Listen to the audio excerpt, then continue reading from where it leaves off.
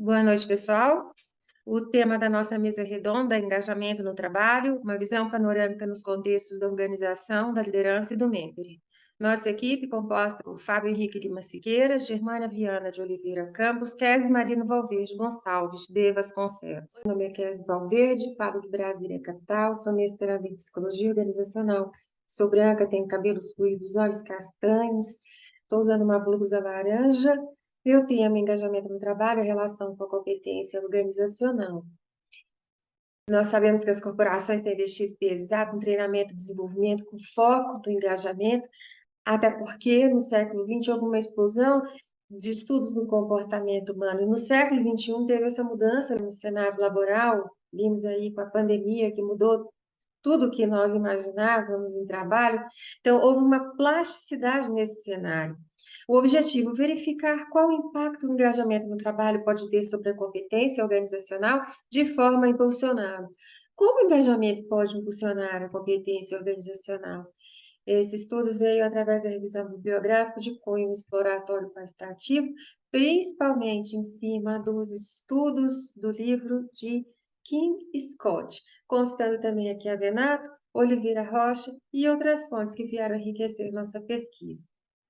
Para melhor compreensão do tema, elaboramos um esquema onde nós temos termos muito semelhantes relacionados ao engajamento, mas que se interligam. Motivação vem de motivar e mover e sair de A, vir para B. Engajamento é fazer o melhor de cada um. Comprometimento e compromissos com promessa, fazer uma aliança. Sempre eu vou fazer uma aliança com alguém. Ela é uma via de mão dupla. Envolvimento, envolver por completo. Repare que quando eu saio de algum lugar, eu faço uma aliança, eu me envolvo, me comprometo. Isso tudo, quando está relacionado, gera satisfação. E que a Venato fala, a satisfação ela é temporal, ela é passageira, ela é cíclica. Sempre eu vou precisar de algo para poder me fazer motivado de novo e assim me satisfazer. Engajamento é escolha individual. E ninguém se engaja com outra pessoa, com uma coisa, se ele não estiver engajado consigo mesmo. Então, eu preciso de autoconhecimento. Interpessoalidade. É necessário conhecer-se.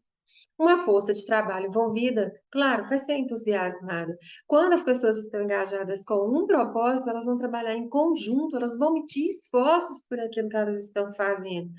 Preciso, então, estratégias de seleção para poder escolher trabalhadores que tenham esse potencial e conheçam a si mesmos e tenham, e sejam positivos naquilo que eles fazem. Como então que eu vou trazer? De quem que é essa responsabilidade? Seria do RH? Seria no momento da contratação? Ou o papel da liderança? Vamos ver. Lá na contratação, desde o período da contratação, passando pela qualidade de vida, do trabalho, e até mesmo a comunicação de excelência, isso tudo vai gerar uma grande conscientização nas pessoas, nos colaboradores, de forma a fazer crescer essa cultura, fortalecer a cultura organizacional. Portanto, conhecer, analisar, compreender os elementos e os signos utilizados na comunicação é algo essencial para a mudança do comportamento. Veja bem que o engajamento ele tem uma ligação muito grande com o comprometimento, e segundo Siqueira Bonini Júnior, eu tenho três vieses. Eu tenho comprometimento organizacional normativo, que é aquele cognitivo, o organizacional afetivo, a minha relação com as pessoas, e calculativo, que é aquele que eu vou ponderar o que é bom para mim dentro daquela organização. No viés ligado à satisfação e comprometimento, sabemos que o indivíduo, no seu estado emocional, precisa encontrar prazer. Então, quando ele se engaja, há uma relação da sua percepção da autoeficácia. Puxa, eu posso realizar essa tarefa, eu sou capaz. Essas oportunidades de desenvolvimento são parte essencial do engajamento de um funcionário. Veja que é isso que vai trazer a retenção do funcionário dentro daquela empresa, porque ele vai estar satisfeito onde ele trabalha. Daí é determinante que o líder seja capacitado também, porque é ele quem vai direcionar aquelas pessoas, e pessoas erradas a bordo vão corromper a cultura. A questão da liderança é tão importante, tem uma frase que eu gosto muito, que ele é atribuída a Confúcio, que fala: a palavra convence e o exemplo arrasta. O líder, ele é um exemplo a ser seguido. Kim Scott, ela trabalha essa relação do poder do líder e do engajamento quando ela fala do feedback 360 graus ou da sua empatia radical, da empatia assertiva, onde ela dá uma ênfase muito grande a essa cíclica do ouvir, esclarecer, debater, decidir, convencer, executar, aprender e ouvir de novo. Grace Smiley fala na sua obra algo muito importante. Ela diz assim: as pessoas querem e precisam se engajar. O grande problema é que dentro das organizações também tem os autossabotadores, são aqueles que se autodesengajam.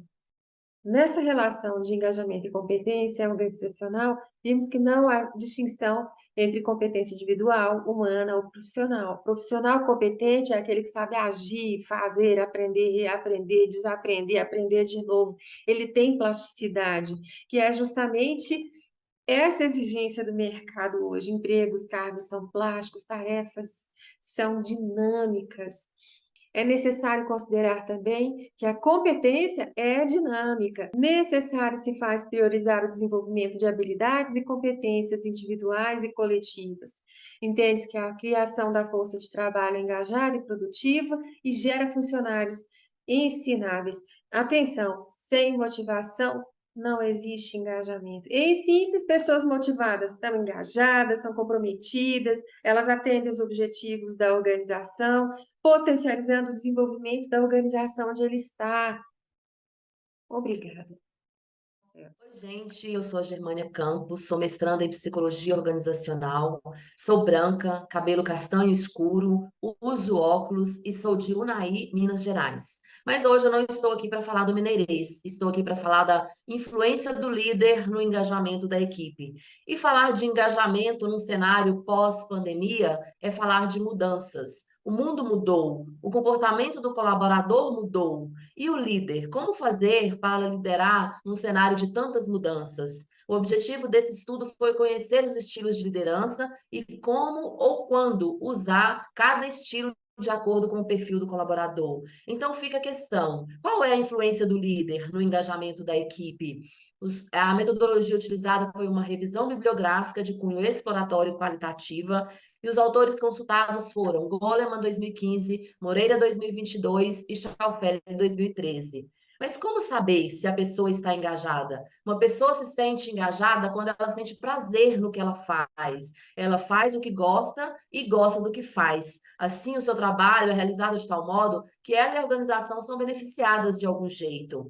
Mas essa percepção individual, ela precisa também elevar um nível de percepção coletiva. Aí é que entra o papel do líder para influenciar no engajamento da equipe. Mas para o líder conseguir esse engajamento, ele precisa desenvolver alguns estilos de liderança. Daniel Goleman traz 6 estilos de liderança. O primeiro deles é o autoritário. O líder autoritário, ele é um visionário. Ele motiva as pessoas e as pessoas sabem que o que elas fazem importa e por que importam. Essas pessoas entendem que o que elas fazem é muito importante para a empresa.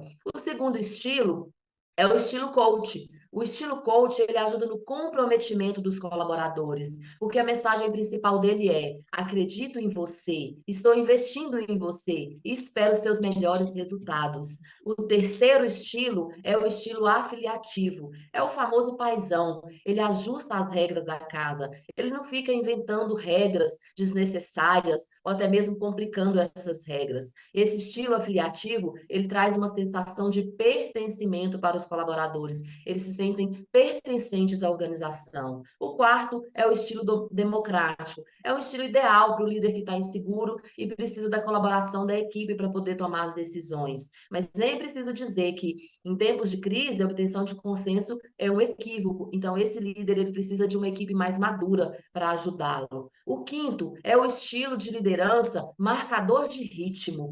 Os funcionários se sentem esmagados pelas exigências do marcador de ritmo. Consequentemente, o desempenho cai, porque as pessoas não têm a menor noção de como os esforços de cada um podem contribuir com a empresa. O sexto e o último é o estilo coercivo. Esse estilo deveria ser usado apenas com extrema cautela, ou, por exemplo, numa recuperação, ou sobre uma ameaça de aquisição hostil, ou durante uma emergência genuína, como, por exemplo, após um terremoto ou um incêndio. Esse estilo coercivo, ele deve ser usado em situações muito específicas, porque é um estilo mais rígido. Então, de acordo com esses estilos de liderança, o líder ele precisa saber qual é o estilo mais adequado. Considerando todos esses estilos, ele precisa identificar qual estilo usar em cada situação ou de acordo com o perfil de cada colaborador ou que a situação está exigindo naquele momento. O líder hoje não pode mais se dar ao luxo de dizer eu sou assim ou eu sou desse jeito. Ele precisa desenvolver as competências de liderança para conseguir achar qual é o estilo mais adequado, porque o colaborador, para se sentir engajado, ele precisa fazer o que gosta e gostar do que faz. E é esse ambiente que o líder vai desenvolver ali dentro da equipe. O colaborador precisa estar alinhado à missão e à visão da empresa para conseguir esse nível de engajamento. Obrigada.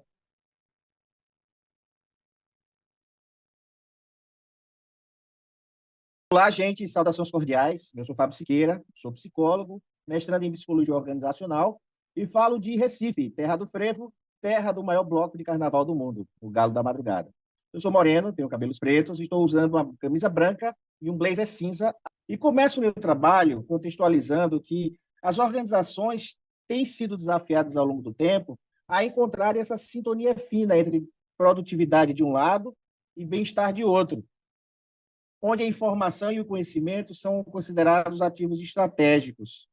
E é nesse contexto que surge o mentoring, enquanto alternativa eficaz, para que se haja a efetiva transferência de conhecimentos, que haja o aperfeiçoamento das relações interpessoais e a gestão dos talentos. E, por outro lado, o outro tema, que é o engajamento, tem os seus estudos iniciados ainda na década de 90, e ele ganha corpo com o movimento da psicologia positiva. Então, o objetivo do trabalho é identificar como a metodologia do mentoring pode fortalecer o engajamento nas organizações. A pergunta problema é possível fortalecer o engajamento por meio do mentoring? Para responder essa pergunta, eu recorri a uma revisão bibliográfica de cunho exploratório qualitativa, que busca construir hipóteses para fazer essa interação entre os dois temas do estudo. Para isso, eu recorri a esses autores que estão elencados aí. Gostaria de citar o Ehrlich, que fala muito sobre mentoria, a Camões, que tem uma tese de doutorado que vai falar sobre engajamento, e os demais autores também. Destaco também o Schauffele, Dijkstra e Vasquez, que também tem um trabalho muito significativo na área do estudo do engajamento. Esse processo vai ter algumas etapas, né, que se confundem, que se fecham num ciclo, né, que se retroalimenta, que é o início da relação, onde o mentor tem um contato inicial com o mentorado, né? Essa relação ela vai ser cultivada ao longo dos encontros, no segundo ponto. Uma vez que o mentorado está devidamente desenvolvido, há essa separação da relação e, em seguida, a redefinição da relação, onde o mentoring atesta o desenvolvimento do mentorado e, ao mesmo tempo, o mentorado reconhece as contribuições do mentor. Como é entendido o mentoring enquanto ferramenta de desenvolvimento? O mentoring, né, segundo Lotz e Grams, ele vai ser entendido como uma abordagem de orientação profissional e pessoal com elevada amplitude, em que o profissional com larga experiência e forte sustentação teórica e prática, que é o mentor, ele vai auxiliar um profissional menos experiente, que no caso é o mentorado. Quanto aos benefícios do mentoring, do lado do indivíduo, que essas bolinhas mais escuras, a gente tem o desenvolvimento de carreira, a gente tem o aumento das competências do mentorado, o aumento da sua remuneração, também os estudos têm mostrado isso, o aumento na satisfação no trabalho e a percepção de estima pelos pares. Do lado da organização, enquanto os benefícios que a gente observa são a efetivação da aprendizagem organizacional, a redução dos custos com o treinamento e o fortalecimento da cultura organizacional. Sobre o engajamento, a gente tem alguns pontos que a gente gosta de destacar para que a gente entenda bem essa relação. Em primeiro lugar, o engajamento é um dos principais preditores para o desempenho no trabalho. Isso é o que traz a dissertação, a tese de doutorado da Camões. O engajamento ele pode ser identificado através de três aspectos. A vitalidade, né, o elan vital, a energia que o o trabalhador emprega em seu trabalho, a dedicação e a concentração. E há duas principais categorias de aspectos psicossociais ligados ao engajamento, que são as demandas, ou seja, aquilo que o trabalho exige do indivíduo, e os recursos, aquilo que ajuda o indivíduo a fazer frente a essas demandas. Nas considerações finais, a gente percebe que, embora não haja estudos extensivos e exaustivos que versem sobre essa interação do mentoring com o engajamento, alguns estudos ainda colocam essa interação, né, no caso, em questão da educação médica, e, por outro lado, o mentoring também ele se enquadra como recurso do trabalho, né, sobretudo nas suas funções de carreira e nas suas funções psicossociais. Muito obrigado. Fábio, aproveitando as considerações finais do seu trabalho, eu percebi que tem muitas semelhanças entre o líder e o mentor, né? Mas quais seriam as diferenças entre o líder e o mentor? Enquanto a abordagem do líder tende a ser mais diretiva, orientando a equipe, definindo expectativas claras para alcançar os objetivos da organização, a figura do mentor, em sua abordagem, ela vai ser mais colaborativa, vai ser mais orientada para o crescimento pessoal.